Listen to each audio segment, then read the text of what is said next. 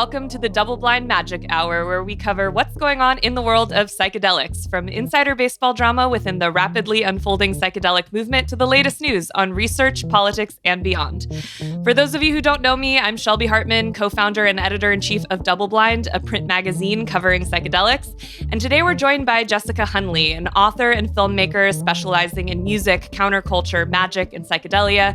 She began her journalism career in music as an editor at Dazed and Confused and continues to freelance for places like Vogue, Rolling Stone, and the New York Times.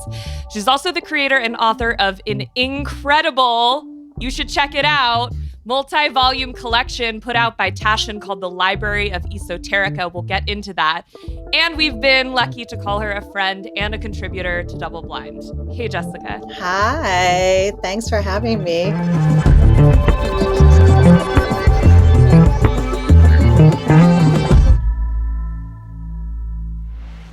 Surrounded by trees and birds, which I would expect no less. This is my pre, during, and post COVID home office. I'm trying to be out here as much as possible. It's covered, but it's still surrounded by, fresh air, which I like. We're not going to give people your address, but I am curious, are you in Eagle Rock? Where are you? It looks like you're in a forest. I am in Mount Washington, Highland Park, on the east side of the beautiful city of Angels. Gotcha. Yeah. So I want to start out with how you just became you. And at the risk of gushing, I feel like I say this in so many podcast interviews, but we just have so many incredible people in the Double Blind community. I want to share with you that my good friend and journalist, Michelle Luke, recently met you at an event, and she texted me afterwards and she was like, I feel like Jessica is who you're going to be when you grow up. And I was like, that is the biggest compliment anyone has ever given me. I want to be Jessica when I grow up. But you're someone who's walked this really interesting path in some ways like me, of you started as a more traditional journalist, as an editor, working at magazines and digital media outlets. And then you kind of got into, maybe you were always into plant medicines and magic, but you really started making that a focus of your writing. And it's a big part of your world personally and spiritually too, right? Yes, absolutely. To me, all art and creativity is magic. So, and a lot of my sort of early journalism, I've always been fascinated by, I was born in 1970. So I was a kid sort of soaking in, a lot of that world in a really visceral way of counterculture and the music that was happening at the time. And my parents had me very young. They were 19, and very soon after I was born, they joined the Peace Corps, and we moved to Puerto Rico. My parents built a school up in the mountains of Puerto Rico, and I lived the first, 3 to 6 years old. I lived in this tiny village in the jungle, sort of surrounded by nature, but also surrounded by a very different culture, and one that really focused on, food and song and color and art and vibrancy, and really just infused sort of my little brain with a lot of magic and a lot of connection to trees and to the earth. And when I first started doing journalism, I started in music, and pretty soon just sort of covered everything from film and art and fashion, but very much was always fascinated by, the counterculture of the 1960s and sort of everything that came with that, the sort of political statement, the psychedelic aesthetic of it, all of that. And when I did my first acid trip when I was 20, I had this very, the doors of perception opened, and I had this very clear realization. I was like, oh, that's why psychedelic art looks like that. I think a Oh, lot of people have that experience. yeah, I've yeah. actually, I hope nobody takes this offensively, but I've actually even heard from people who consider themselves sort of like art critics, so to Mm. speak, who never really liked visionary art until they did a Mm. psychedelic. Yeah, yeah, yeah.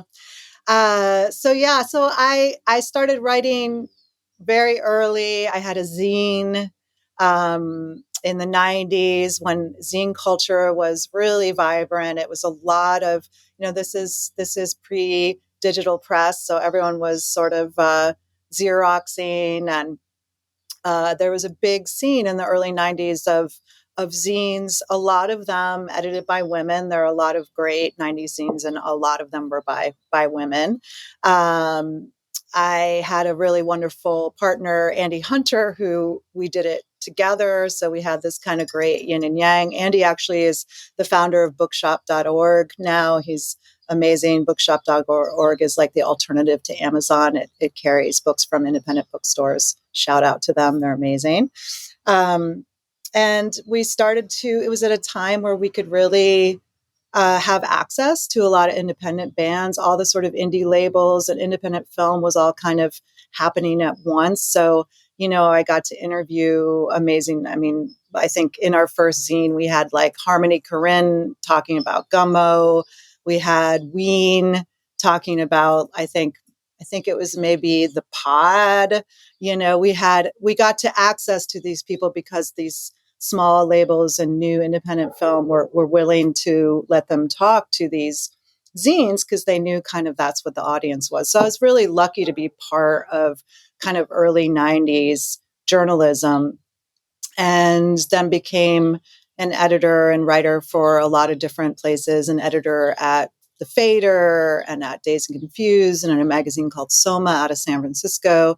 And started to do a lot of contemporary interviews with contemporary artists, but really also was always really fascinated in doing a lot of sort of retrospective pieces on the art, the music, and the film of, the 1960s and early 70s. So, yeah, I don't know if that And answered your question. The year that you had your first acid trip was the year I was born, 1990. So I don't know if there's some magic in that, but it's just interesting to imagine you like being this sort of counterculture femme zine publisher while I was, 5 years old and learning how to, read and and here we are. So something that you talk about a lot and that you reference is this concept of magic. And I know that you live in a world of people that are talking about magic and have practices and rituals around magic. But I think for a lot of people, and maybe even people who are interested in psychedelics for consciousness exploration or for therapeutic reasons, but who don't necessarily have a spiritual life that connects them to kind of this like new age community that has been around, but seems to be even more prominent now. There isn't like a languaging and a familiarity with this. Like you think of magic, you still think of, I don't know, like the archetype, the arguably problematic archetype of the witch with the black hat and cats and woo-woo that has no grounding in empiricism. So help us understand, like, what is this? Like, when you talk about magic, what are you talking about? I am talking about the sort of alchemy of creativity, the idea of taking an idea, a concept, a vision, and manifesting it into form, into a painting, into music, into action. To me, that the alchemy of creativity is this kind of incredible, powerful magic that we've been creating together. And, it's manifested sort of every piece of art and every song you've heard that's this, moment where a concept is translated into this beautiful form, and I also feel like it is also a connection to a source that goes sort of a universal source that goes it contains all traditional religions, but it also goes sort of beyond that and allows a lot more inclusivity.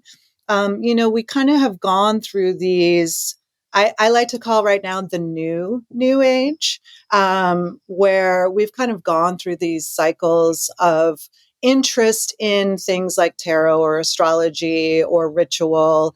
You have in the late 1800s, you have a lot of artists and writers, very open and involved in studying sort of pagan rituals, studying tarot. The Golden Dawn was a art society in London that, a lot of amazing artists and writers of that era were involved in. And they would meet and they would make art and they would make tarot decks and they would meditate. You have the Theosophists, the Transcendentalists, sort of all of these sort of philosophies that were coming into the foreground at that time in the late 1800s and early 1900s. And out of that came sort of Art Nouveau, the Surrealist movement, really artists and thinkers and leaders kind of delving into a philosophy of spirituality that was, not necessarily confined by traditional religious structures. And then again, in the 1960s, you have that same thing happening, those doors opening in large part due to plant magic and to plant medicines and to the, ergot and the discovery of LSD. And, out of that came a new interest in what source was beyond those confines. And then again, I think in the early 1980s, late 70s, you had this amazing, this very vibrant feminist goddess movement that was also exploring these things in the sort of new age movement. And that was really, I think, led by this feminist movement, goddess movement, people like Starhawk and all these amazing who is still here and teaching, who were leading these sort of some Wiccan and witch-based ideas, but a lot of it kind of based on this divine feminine. And then, I think right now, partly because of the fact we're able to communicate on such a global level, we're able to express ourselves. Everyone has a podium to step onto, for better or for worse. We really have this new evolving coven and this new interest in these things. And that's really with my book series, that was really the main sort of inspiration was how do we share these ideas that have been sort of hidden and, veiled in obscurity and veiled in many times terrible aesthetic. I mean, that was part of what Double Blind was about, frankly. Yeah. We were like, what's yeah, and it's like, how do you bring that to a new generation? How do you bring that into, to present it in a way that feels accessible, that doesn't feel quite as scary or dated or hokey? How do you bring that to a new generation? How do you present that in a way that feels introductory, inclusive? And for me, it really was kind of focusing on partnering with Taschen, this incredible art book publisher who I'd worked with before on many books. Most of them, I'd done a Dennis Hopper book with them. I'd done a Bob Dylan book with them. I'd done a John and Yoko Ono book with them. And so I knew, what they could do, and I knew how beautiful their printing was, and sort of presenting them with this idea to do something that was an encyclopedia that felt fresh, but was really focused on the art of these traditions and the expression of these traditions. So, we started with tarot because it's this sort of symbolic art form, and then we went to astrology, which also, is really based on symbolism and imagery, and then we moved into witchcraft, And then plant magic, which is about these expressions of, people's relationship to nature. So, and the new book that's coming out is Sacred Sites. So also very image based, but also conceptual. So yeah, it was really important. I feel like right now the coven is growing larger and larger exponentially for many reasons. We live in a tumultuous political climate. Sort of all the things that were happening in the 1960s are sort of history is repeating itself in a different way and maybe even on a larger scale. Yeah. And firstly, I just want to say you did it. You did what you wanted to do with these books because, as mentioned, folks, I mean, this is like one of the most beautiful books I have ever held in my hands. And if you've ever seen another Taschen book, then you kind of know the quality of their printing and their art and their design and their binding. And as someone who prints magazines, I can tell you it is not easy to make a book look the way that those Taschen books look. So it's incredible, the ink density, all of it. Wow. And I also just wanted to, I'm glad that you kind of took us to all the places I wanted to go. So now there's so many places to come back to. But where you ended, I think, is important, which is the intersection of the rise of interest in magic-based practices, whether that's tarot, witch, plant medicines, and the rise of times of political uncertainty and crisis, which is something that you got into in the piece that you wrote for us for the print magazine called The Rise of the Modern Witch. You were basically saying, we're living in a tumultuous time. It's not a coincidence that all of a sudden witches are sort of emerging from their covens, so to speak, and appearing on TikTok and Instagram, seemingly all of a sudden, even though they've been here all along. Yeah. We also, I think, are going through and I'm not sure what to call it yet, but this, new era feminism, divine feminine, a new sort of goddess culture. Right. The female is future. You see that? The stickers, the t-shirts. Yes. And at the same time, that is also a move, I think also part of that stepping alongside that is, sort of trans and LGBTQ and this sort of movement into the definition of self, not based on society's definition of self, which is very much a witchy concept, the sort of expression of your own identity in your own way.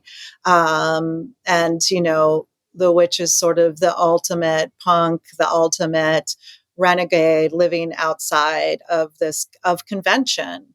We also a nod to, I had a lot of incredible writers writing that book with me who were practicing witches. And, but I wrote the history section, which is always the start of every book, and, delved into the history of Western witchcraft, which really is, pagan tradition that was, hidden away and suppressed, Celtic and Druid and Northern European pagan ideas.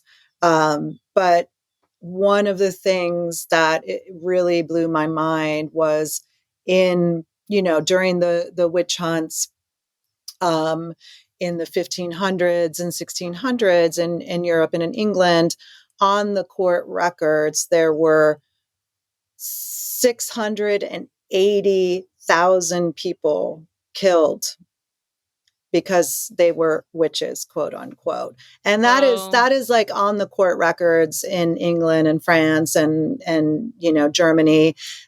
So you think like, I'm sure it was hundreds of thousands more, in these small villages who were killed because they were different, because they were, most of these people were women, some were men, most likely because they were, not conforming in some way. But the women that were killed for witchcraft were killed because they were midwives, who had power and voices. They were oftentimes, older women who didn't have to take care of a family or a husband anymore and sort of have found their own autonomy. Or they were practicing, a goddess-based pagan culture. So you Using have, herbs and plants. yes, this deep connection to earth was a huge part of it. They were herbalists, doctors, healers.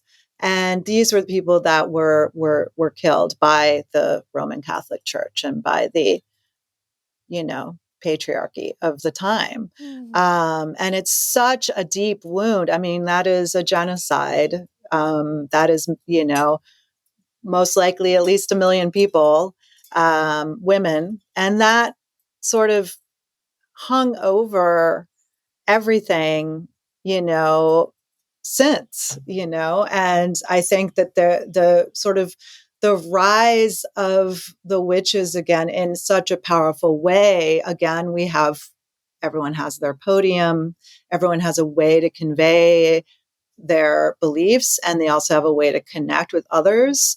They have a way to be mentored and to learn from each other.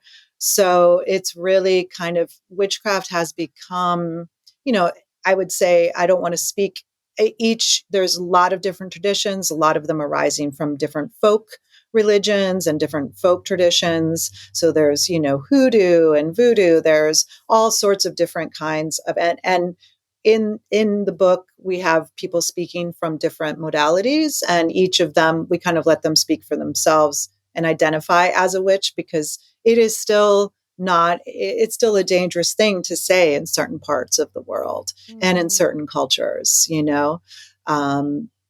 but I think the thing that kind of unites it is this idea of connecting to self and expressing oneself, one's creativity, one's feelings, one's kind of voice in a powerful way, without feeling beholden to the expectations of society and traditional religion. And also connecting to a source in a way that's very much outside. Connecting to earth, a lot of witchcraft and Wiccan culture is very earth-based magic, very much working with the earth and with plants, and utilizing that in their rituals and in connection to, to the source. Right. And you've been talking about plants and the earth, but for people who are wondering, this is a podcast about psychedelics, why are you talking about the history of witches? Can you just speak more specifically to sort of the intersection of psychedelia and witches, and why the oppression of both subcultures, which, as we're talking about, also overlap, but there are some people who are just in one and some people who maybe are just in the other. But why do they inform one another? What are the parallels here? Why do we need to be understanding them together? Well, early, in Northern European pagan traditions, which were a lot of them being practiced by these people, as the Roman Catholic Church was taking over. You have Germanic and Northern European traditions that utilize mushrooms in their rituals. You have a lot of these traditions utilized psychedelic mushrooms. Flying ointment, which was this sort of herbal salve that had various herbs in it that was supposedly psychedelic, that was applied and basically created these visions and allowed witches to fly, but really they were connecting to a psychedelic experience. So I think that the sort of plant medicine and, the visionary state is something that has always been sort of intertwined with these rituals across the world. All of these cultures have this connection, and they were using plants in some ways, whether it was sort of meditative, over a tea ceremony, or using, psychedelic mushrooms to reach a visionary state and connect to their gods. And I think that is really, the link has been there all along. And I think there is this commonality in that I feel like for the sort of new age spiritualist movement, there is this desire to connect with source, and that a lot of times is done through meditation, interacting with earth and interacting with plants, whether they're psychedelic or they're herbal or they are, just sort of a reminder of that symbiotic connection we I have love with that nature. word. I love that word reminder, because a Mm. theme that continually comes up in our reporting for the magazine, but also in these conversations we've been having in this, is this idea that when we're utilizing psychedelics, we're oftentimes not realizing things, but we're actually remembering what we have forgotten. Mm. And a narrative that I've seen woven through a lot of the books and writings and social media posts of this new age wave of, which I don't know that I want to use the word influencer, but witches, Yeah. is this concept of reclamation, Mm. reclamation of what was lost in the face of a hegemonic power of some kind that wanted to, like you've been talking about, sort of suppress difference. Mm-hmm. And one of the things that we're talking about now within the psychedelic movement more and more is, what is the potential of psychedelics beyond being a therapeutic treatment for a particular mental health indication? Mm-hmm. Is it valid to want to use a psychedelic for, say, cognitive liberty, right? Just like the exploration of one's own consciousness. Is it valid to want to use it to come into your body, to explore mysticism? And these are questions that for many centuries people have not been allowed to ask all around the world.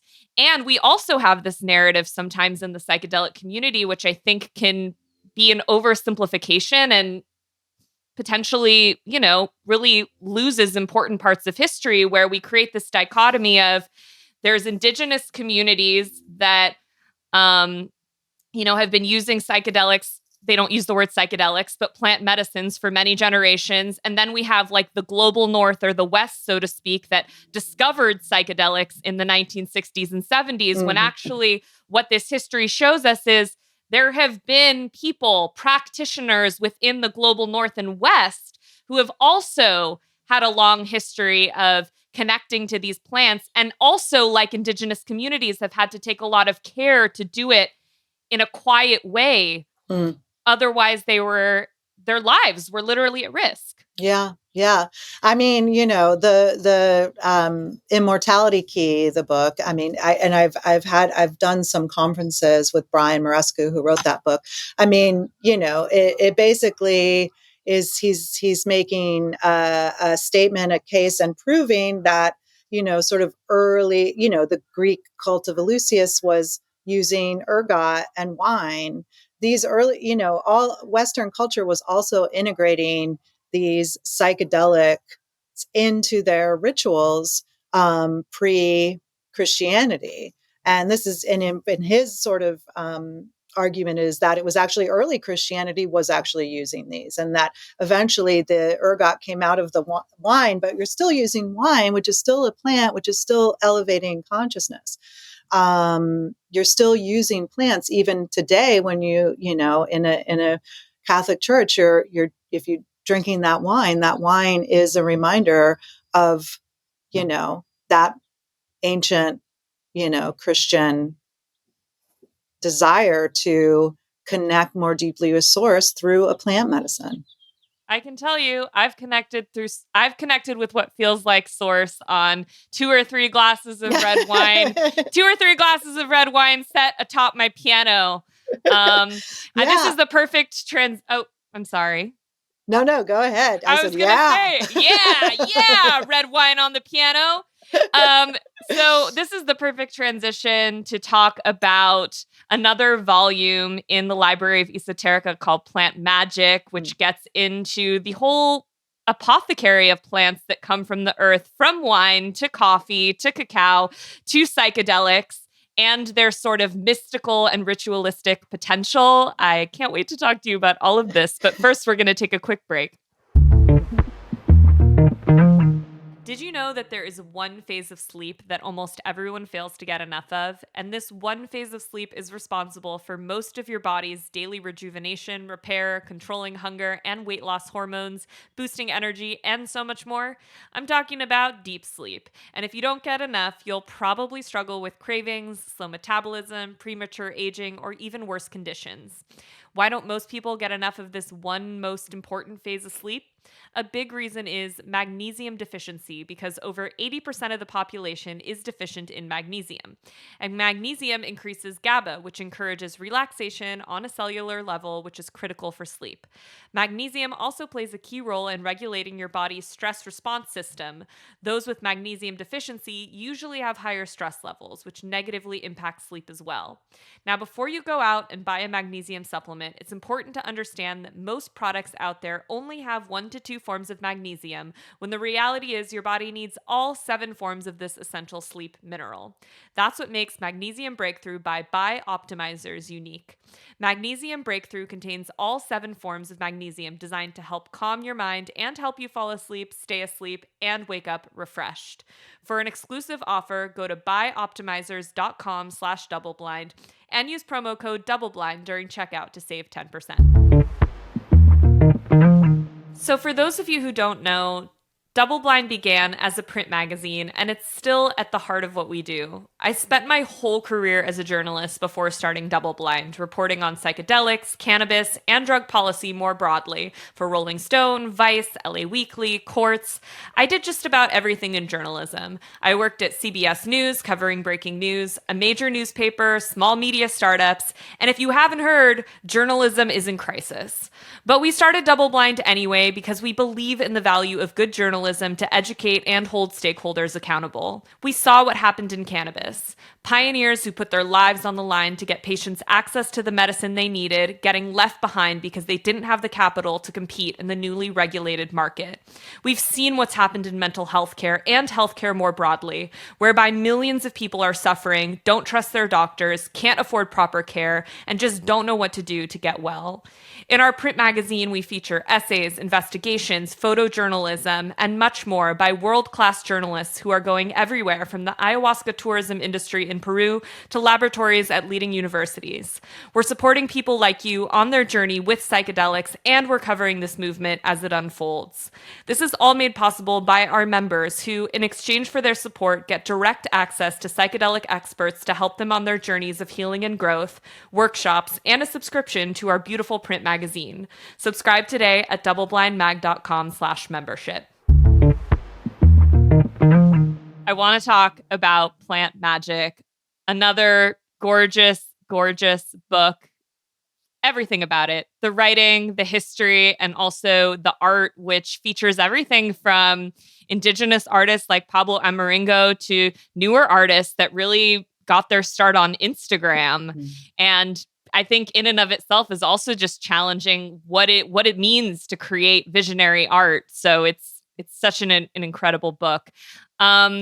So I want to start out by asking you to talk to me about why it is that you decided to write a book that is so inclusive of different kinds of plants, and why you think it's important to kind of reframe the conversation around psychedelics to include all the plant and fungi friends, not just the most psychedelic ones.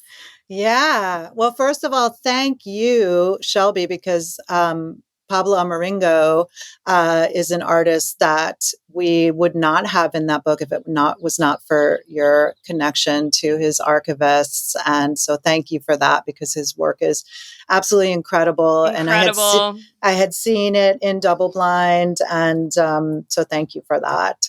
Yes, of course. When we finish it's interesting because every one of the series kind of leads to the next. And it was a section in the witchcraft book called Green Witchery, which was sort of all about the ways that different witchcraft traditions utilize herbs for different reasons. So it felt like a natural thing to kind of move from that into this idea of plant craft and plant magic. And, we really wanted to talk about our relationship to plants in a universal way, our relationship to the earth, and this connection. Really, this is the first ritual in worship was the ritual of worshiping earth. Of being in the cave, painting on the walls, of being grateful and thankful for the food and for sustenance we were eating, and really kind of that reminding us of that connection. We are nature, we are the earth, we are part of that, and that's something that has been inherent to humans since the dawn of our civilization. And obviously we would not exist without these beautiful beings that offer themselves to us. So we kind of started the book talking about that connection, and sort of talking about this early integration of plants into ritual around the world, and the ways that we represent and kind of weave plants and fungi and trees also into our mythologies and into our religions. I mean, the tree of knowledge, the tree as this sort of like symbol exists in every culture.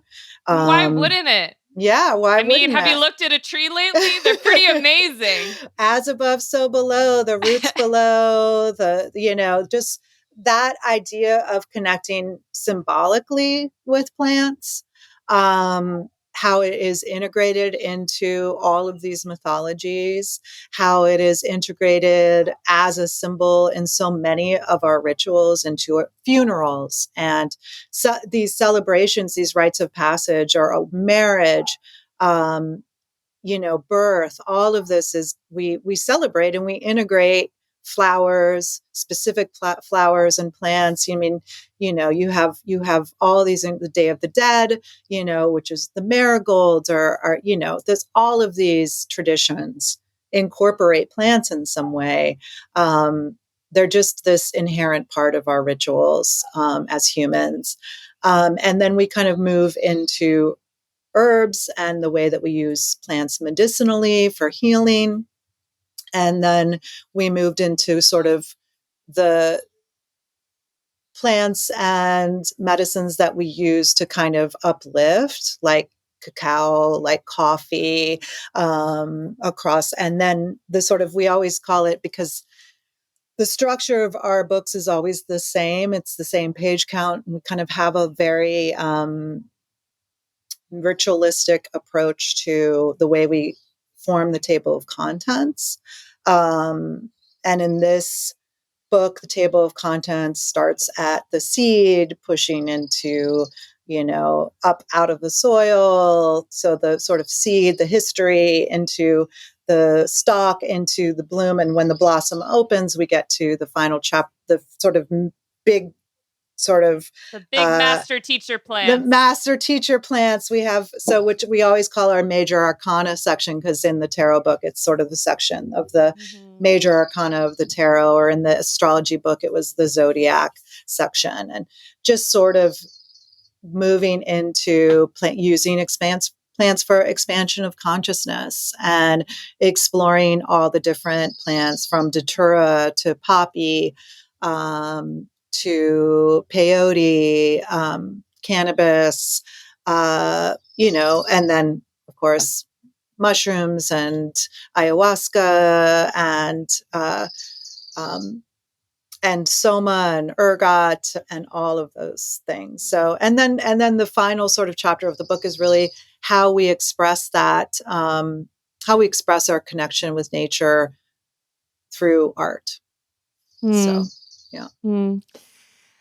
I so appreciate this conversation because as I have gotten more deeply into my own journey with psychedelics, I mean, I did shrooms when I was 18 in college, and it was like shrooms on Saturday night, tequila shots on Sunday night. That's how it goes as a freshman in college. So there was no holistic framework here, right? But as I've come to learn about other traditions and engage more deeply on my own path, I've cultivated relationships with many different kinds of plants and herbs. And I've learned that, for example, in the Amazon, people go and they sit with ayahuasca. A lot of the maestros and maestras that have come from a lineage of healers that have gone into periods of isolation in the jungle to train, they don't start with ayahuasca. They don't go, day one, here's your cup of ayahuasca. I mean, they teach them about all of the plants in their territories.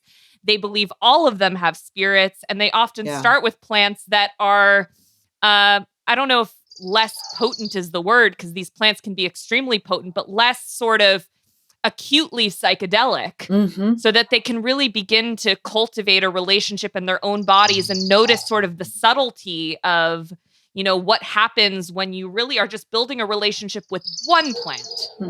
Like, you can go on a diet with just one plant that if you took it one time, you might not even notice that it does much. But if you're really cleansing your body and you're taking this one plant over many, many weeks and working with it, then you start to notice, oh, things are shifting within me. Yeah. Yeah.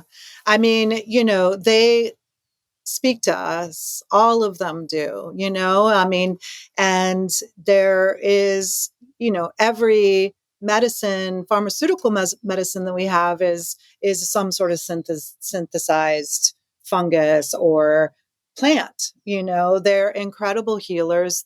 We are interacting with them and supporting them as they support us. And, our interaction with them, the sort of intent and attention we give to them, there is something that they are helping us with. If we can learn to sort of listen to how we feel when we, have a cup of mint tea, as easy as that, this sort of intentional attention is what I like to call it. Like, it's so important, especially now. We are just inundated with information. We're on our screens constantly. To be able to just step away and put your feet in the dirt, to smell a flower, to have a cup of tea, it's so important just to reconnect with self. And I think earlier when you were asking, like, psychedelics, it's like psychedelics, tarot, astrology, they're all our tools to tap into self, to tap into our connection with ourselves, but also our connection to source, but also our connection with each other. And that is, the point. It's like you become a better person through psychedelic therapy, so then you can contribute to the world and connect with others in a way that's positive and in a way that's nurturing, in a way that is evolutionary.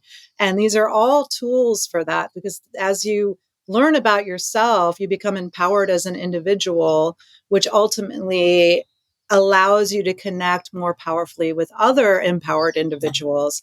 And, to me, that's why all these things have been hidden away and sublimated, because you don't want a population who know themselves, understand themselves, and therefore have empathy and compassion and understanding of others. And the earth.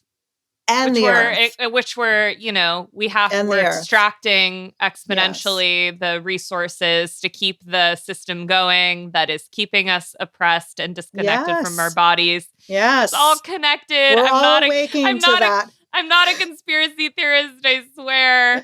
I think we are all awake to this. Not all of us, but many, many, many more people are, I had the, honor of interviewing Yoko Ono probably about, 10 years ago.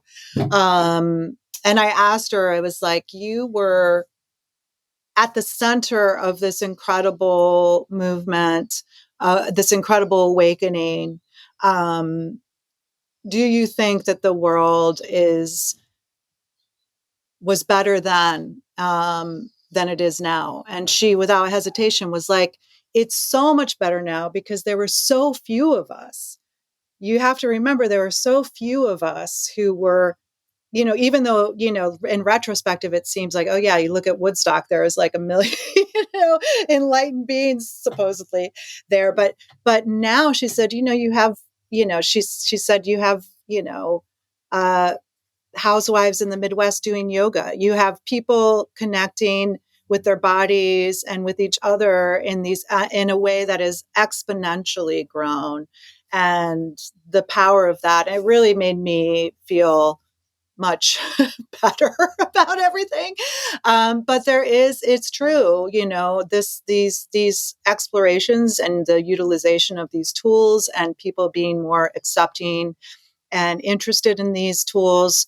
This is, and the fact that we have the available, that they're available, that there's platforms like Double Blind, that there are all of these ways that we can connect with teachers and we can connect with communities and learn more. And that is, really more than ever in the entire history of humanity. We are, that is something that is like universally evolving, that consciousness, that awakeness. Yeah, it's a good perspective to have at this particular moment when it seems like there is so much pain and so much distress and so much extraction happening. And yet, we see there's an absurdity to it, but we see ads for, meditation apps at the Super Bowl. Yeah. Right after the halftime. Download Calm on your iPhone. So I want to go back for a moment to this concept of taking a more holistic understanding and approach to plants and their potential. We ended the last segment joking a little bit about the red wine on the piano. But in the psychedelic community, we do see a dichotomy that's often created between plants that are considered medicines and plants that are considered sort of toxic or poisonous or negative. Among those in the latter bucket often includes alcohol. And also, a lot of people now are stopping drinking caffeine, specifically coffee. Mm-hmm. So what would you say about this dichotomy, given all of the research that you've done? I'm drinking a black coffee this entire interview. I'm drinking coffee as well. I have oat milk in my coffee because I'm a cliche. I have some coconut oil in mine, so I'm also right there with you on trend with our coffee, our complicated coffees. The thing is that every body is different. The chemical makeup of our bodies at different times in our life is different. So alcohol is not something that some people should be using, obviously. And coffee really can stress people out and dial up their anxiety. And it just sort of, I think understanding what feels healing to you individually and not feeling compelled to experiment with psychedelics if you don't feel that calling. When I first decided to take LSD, I, I knew that I wanted to, and I had the opportunity to before. And I knew it was time, and I felt comfortable, and I felt comfortable in the situation that I was in. And, I think just also being very open to being mentored, to asking for advice, to asking for help. There's so many incredible people out there doing work, not only in psychedelic plant medicine, but in herbalism and somatic healing and using herbs for healing. To kind of, if something isn't making you feel good, then you shouldn't be taking it. You shouldn't be ingesting it, but if something is helpful, I mean, and these plants are helpful, it's not the plants, it's just our chemical reaction and our where we are in our lives. And maybe you should put down the coffee cup for a few months while you're in the middle of some stressful job, but then and switch to matcha or whatever. But just really listening to our bodies, and the plants themselves are not, they're always there offering something. I mean, obviously, don't be eating poisonous plants, but Mm-hmm.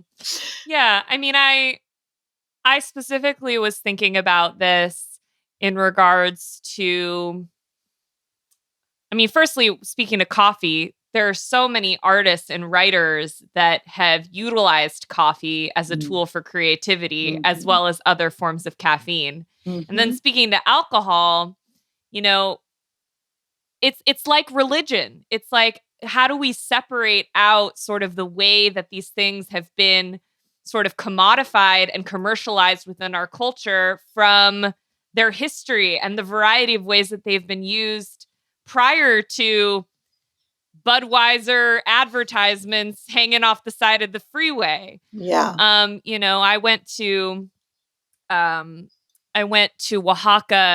last year, and I went with my friend. Some mezcal. Yes, we went to the house of a fifth generation mezcalero.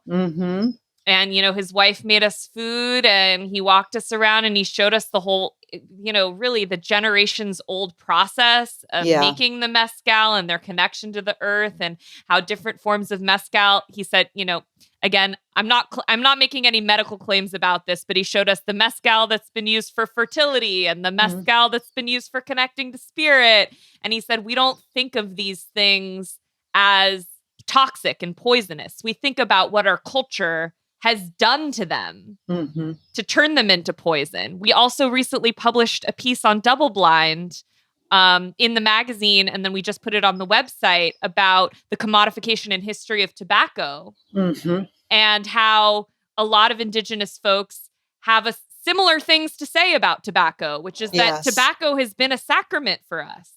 It became a poison when it was supercharged and, turned into a commodity. Yeah. Yeah. Well, I think also that it's not just about the commodification. It is about the reliance on a plant that is an unhealthy reliance, that is an overindulgence. In a mezcal ceremony, you don't have like 10 shots and then, go out to the club. You sip it, you are allowing it to, to take you somewhere, to connect you. It's a meditative experience. I just was part of a traditional Oaxacan mezcalera ceremony in the desert last weekend, and it was this beautiful mezcal. You sip it out of the gourd, they do a whole ritual where they call in the elements beforehand, and they thank the earth and they thank the food.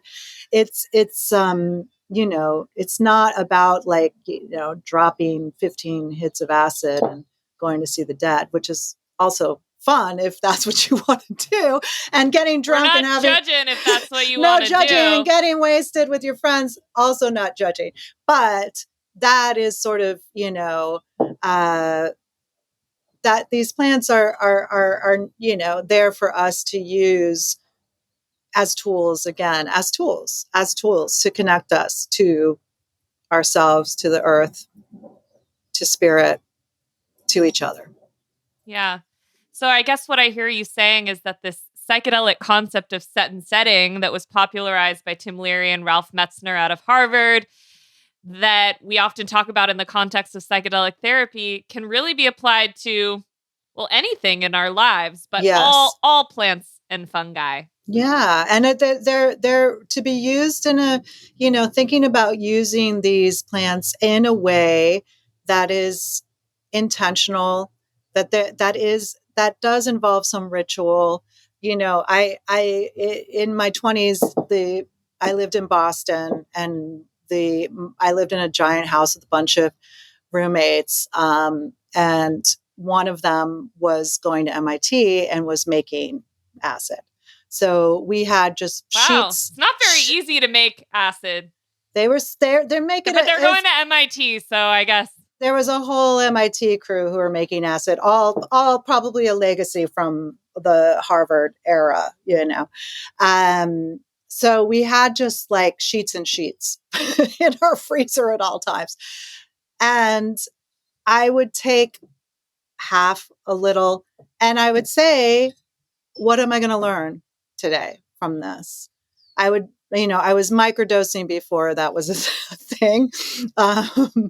But I learned so much just with that intention of just saying that to myself. What am I going to learn through this experience? What am I going to learn through sitting intentionally and in tea ceremony? Or what am I going to,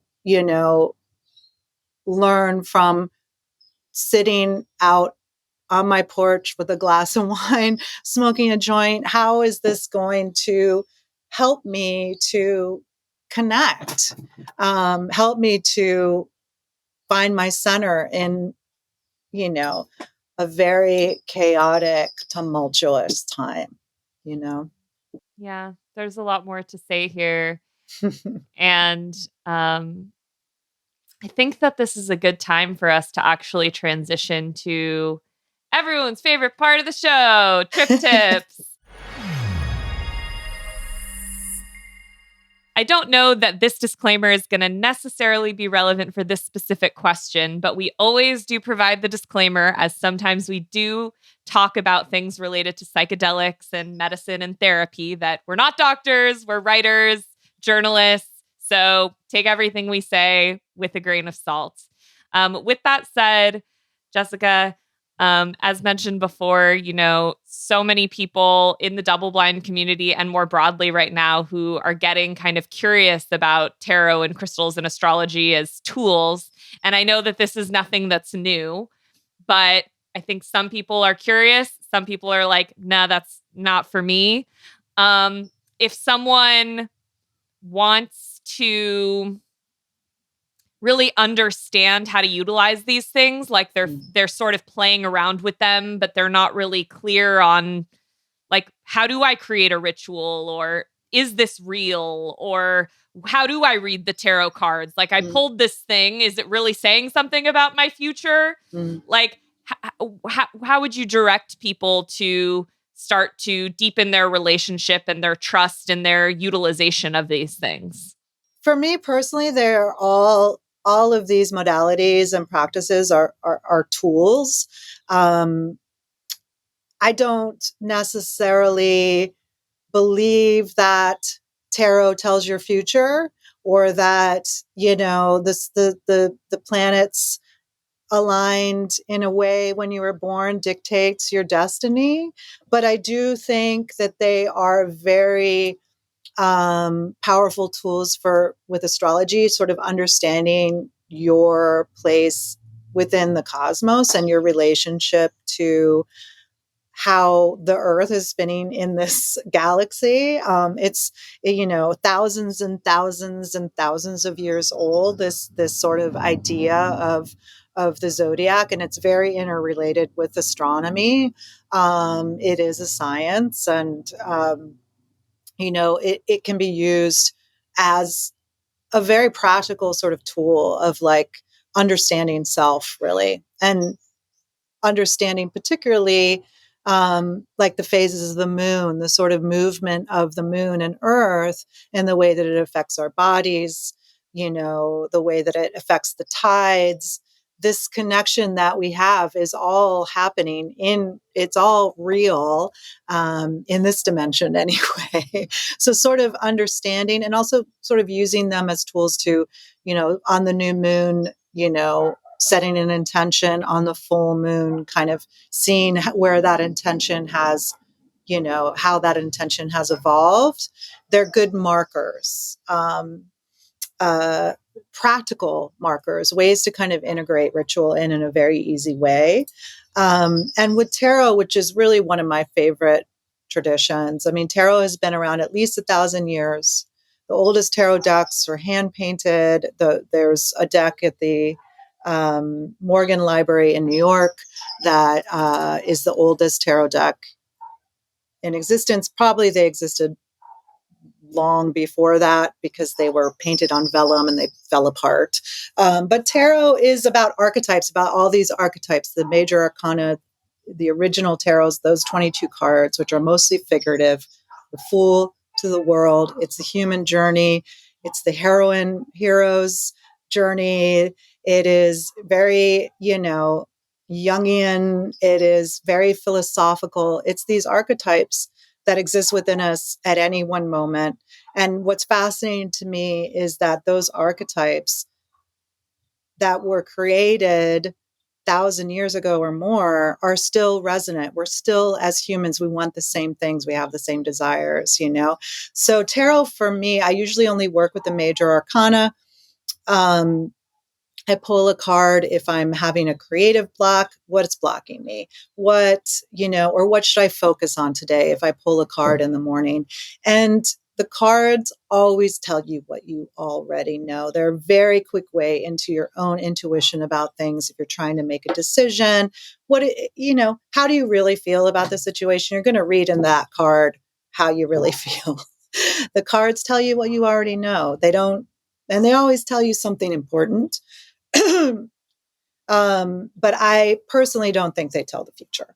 And I think that, that's my personal belief. I think that, if you are told that a card is telling you the future, that you can manifest something because of that subconscious sort of seed that's been planted in you. And so in some ways, I think it's a little irresponsible to say it's telling the future. And also just, again, these are just sort of practical tools. They're practical ways. They're easy ways. It's a very simple meditation to pull a card, to be like, what should I focus on today? And I pull the Empress, which is the third card. It represents creativity and fertility and abundance. Okay, I should really hone in on my creativity today. And I should, make time for the creative part of me. I pull the Fool card. The Fool is innocence. It's the 0 card. It's emergence from the void. Okay, I got to tap in. And he's always stepping off the cliff, sort of blissfully stepping off this cliff into the unknown. I need to sort of bring back that childhood kind of naivete and innocence and be open. This is what these archetypes are about, and there's also just so many incredible teachers and practitioners and learned. I am not a tarot reader scholar. I am a journalist exploring these ideas and utilizing them in my own way.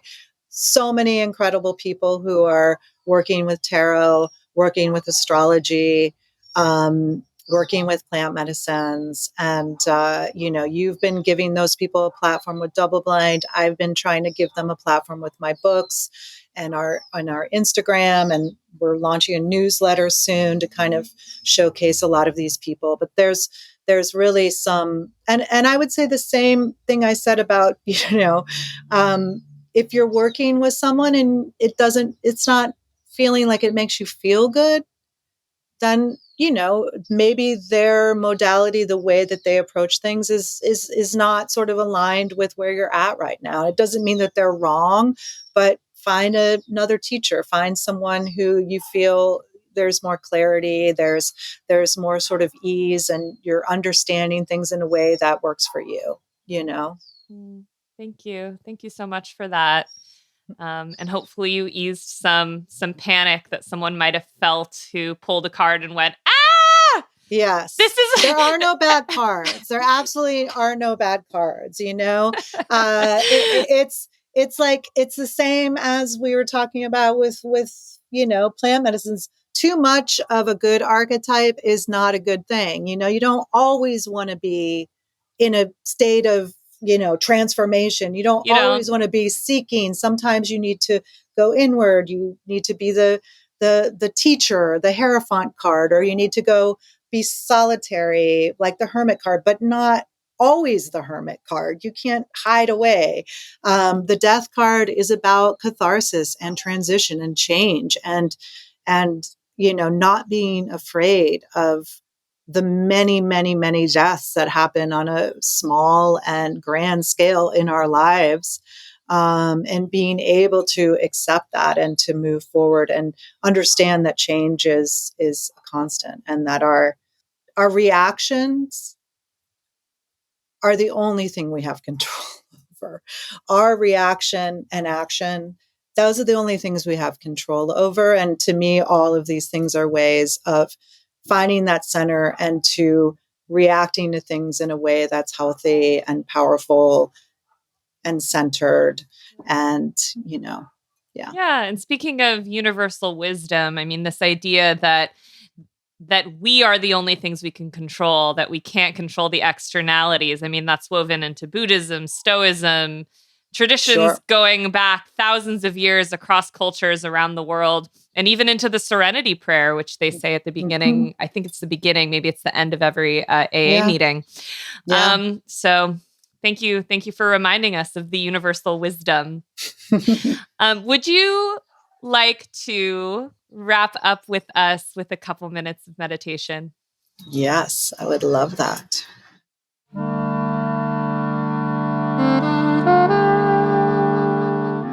Hello, I'm Sky Weaver, resident facilitator at Double Blind, and I invite you to perhaps soften your eyes, wiggle your body and your spine just a little bit until you come to a gentle, dynamic stillness.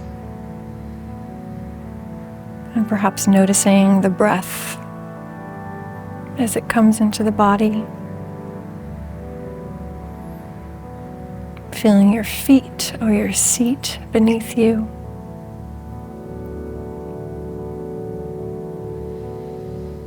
And perhaps taking one deep breath here. And letting out a little bit of sound. Feeling free to wiggle that spine a little bit more. Softening the shoulders. And taking a moment here simply to be.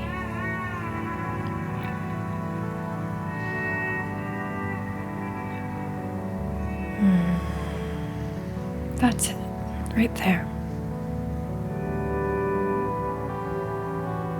And taking a deep breath in, beginning to call yourself back into your body. Perhaps bringing a smile to your face and gently allowing your eyes to open. Welcome back.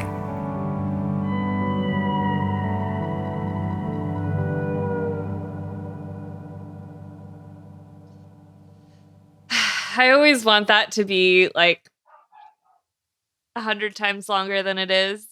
But the sort of the intention behind those is just that I think a lot of folks, when they're listening to podcasts, they're doing other things, you know, cleaning the dishes or whatever it might be. And we're totally in support of folks multitasking. I do it all the time. But I just think it's helpful to invite people. I know it's helpful for me to even just to take that like 60 or 120 seconds. Yeah. To do one thing. Yeah. Yeah. So, thank you for joining us. Thank you for having me. Thank you for your wisdom. Thank you for the time and the years that you have spent just cultivating your craft. It's really unique, sort of this intersection of areas of expertise that you have. I think you're the only person I know who actually really sits so beautifully at the intersection of all of these topics. Thank you. Yeah. Is there anything It's all else? things I love, and I'm so grateful to be able to have the opportunity to share them. You know, it's really such a gift to be able to share not just these wisdoms, but all of this incredible community, you know, of teachers and of artists. And, you know, there's just so many people past and present that have given us these incredible lessons and art and creativity and spirituality. And, you know, we're so lucky to be able to have access to them and, you know, spread the word about them. So I feel really honored. As a journalist, that's the point, right? Is to hold all these gems up to the light and let people see, you know. Totally, because there's so many people that are just quietly doing work. Yeah. And, you know, a lot of practitioners and facilitators and folks who want people to also know about their work and what they're doing, but maybe aren't, you know, it's like marketing and content and all these things that come along with promoting your work maybe isn't something that they're super comfortable doing, or isn't something that they want to put a lot of energy towards doing. So if there's anything else you want to share, you know, the stage is yours, so to speak. And then I'd also love for folks to be able to find you and follow up with your work if that's something that you'd like them to be able to do. And lastly, sorry to give you so many questions, but you know, if there's places that people can go as well to connect with community or connect with practitioners, because like I said, I think that a lot of people are becoming curious in these topics, but they really don't know where to go to find the others, so to speak. Yeah. I think more and more there are sort of collectives starting to happen. You know, so the next book, which is coming out in the fall, is Sacred Sites. And then we are currently working on Spirit Worlds. There will be other volumes after that. But the main research partners that we work with here in Los Angeles are this incredible library and archive in Los Feliz called the Philosophical Research Society, which was founded in the 1930s by a philosopher called Manly P. Hall, as a space and resource for ideas, whether it was esoteric ideas, philosophical ideas. And that campus has really kind of come alive. They have a ton of events. They have an auditorium. They have films. They're just an amazing resource. And a lot of their events are online. So you can watch via Zoom. You can participate. They have talks, lectures, sound meditations. They're a really incredible resource. Yeah, it's such a cool space, I have to say as well. I found out about it through you, and I'm following them on Instagram, and they've just completely revived their programming, and they're doing such cool film screenings. And I recently moderated a panel there on plant medicines. And so definitely a great place to check out if you live in LA. Incredible community. And, you know, we are very lucky, and we live in a city of seekers, a longtime city of seekers. So there's lots of sort of, Los Angeles has so many incredible spaces and resources for this kind of thing. But you know, I hopefully we have a Instagram, the Library of Esoterica, and we're going to be launching a newsletter too, so that we can kind of be, you know, we have interviewed everyone in the books who are featured as pull quotes, but we have these, of which you also are in, Plant Magic. But we have these sort of full interviews that no one's seen. We have lots of art we want to share. We have artists that are having shows all over the world. So we want to be sort of celebrating and supporting the community of people that have contributed to the books. And putting in links and all of that. We have so much material. So I'm excited to kind of share that in a newsletter format. And I also have been doing a lot of in real life workshops focused around plant medicine. I'm doing a workshop in Santa Barbara this weekend with an herbalist and somatic healer, Kristen Donahue, who has a really beautiful line of herbal medicines called Moon Canyon Healing. Oh, yeah. I love Moon Canyon Healing. Yeah, she's amazing. So we're going to be doing a workshop together.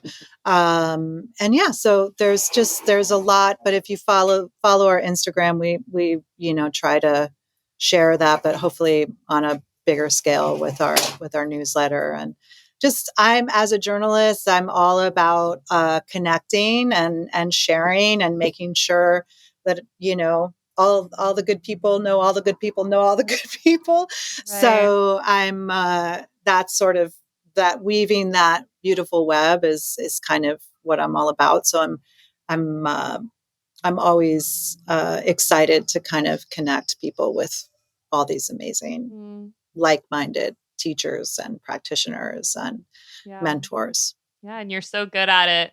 I'm always, whenever I get your emails, I'm like, ooh, what's happening now? You always know about the coolest things.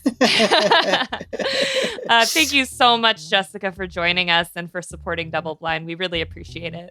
Thank you so much for having me. I feel so blessed to have been connected to so many just like kind, beautiful humans as a result of the work that I've been doing with Double Blind, and Jessica is definitely among them. As mentioned, I think that her background and her expertise is really interesting and important because it feels like there's this whole world of journalism, which even today is largely steeped in, how do I put it, what the sort of Western academic sphere considers to be a fact, right? Which is very much around clinical trials and robust data. And then there's a whole world of practitioners that are involved in mysticism and ritual. And it often feels like there's this divide between those things, that a lot of journalists who are, want to make sure that they're fact checking, et cetera, are sort of skeptical of this whole world of spirituality and mysticism. I mean, that's something that I've definitely experienced just sitting at round tables, so to speak, with journalists who write for other magazines. And so I think that the reverence and the seriousness and the historical knowledge that Jessica brings to this topic is, it's just really important. Because there's so much of value that is happening in this world. And there's so many people that are becoming more and more curious about it. So anyway, as mentioned, she is just like the curator of the most amazing communities and events. And if you're interested in, learning more about what it means to be, a witch or to cultivate ritual in your life, then I recommend that you sign up for their newsletter whenever it launches and follow them on Instagram and all the things. And if you live in LA, then you'll probably see me popping up at some of their events too. Thank you so much to everyone for listening. We really appreciate your support, time, and attention.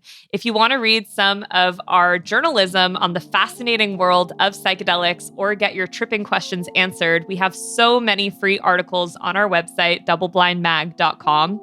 We work with amazing journalists like Jessica and photographers who travel all around the world interviewing Indigenous stewards of plant medicines, researchers, therapists, politicians, you name it. And it's all made possible with the support of our membership, which comes with a subscription to our print magazine that comes out twice a year, access to a private community of psychedelic lovers, workshops with psychedelic experts, and discounts to our classes where we teach you how to grow shrooms and microdose and much more. And you can give our membership a try for free for 1 month if you want to hang out with us and see what it's all about. Just visit doubleblindmag.com/free magic. We'll also put that link in the show notes. If you have thoughts about what we talked about today, you have suggestions about who should come on, there are so many ways to hit us up. You can email us at magichour@doubleblindmag.com or visit doubleblindmag.com/magichour.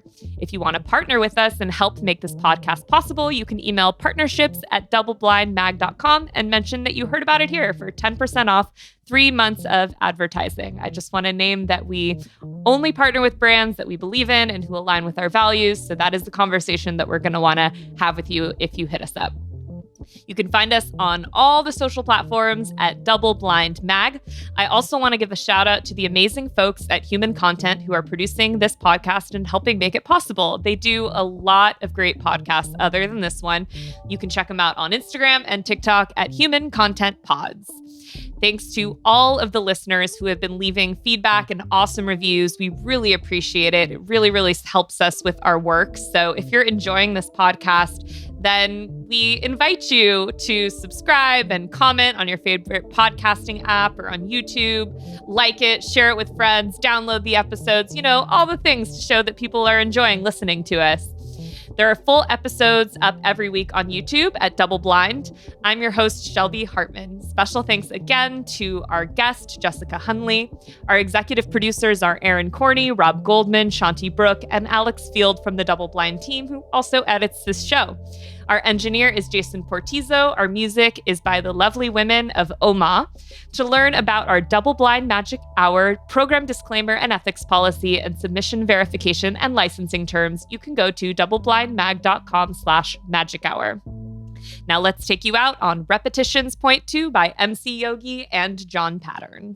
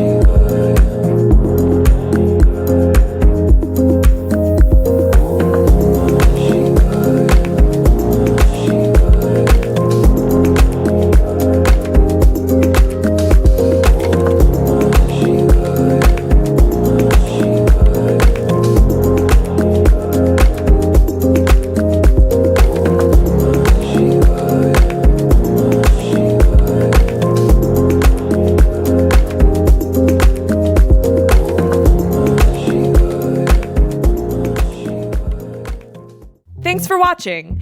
And if you're thinking, gosh, I really need more Double Blind Magic Hour in my life, well, you can start listening now by clicking on that playlist button right over there. New episodes are out every Monday, so please subscribe and join us each week on YouTube and wherever you get your podcasts.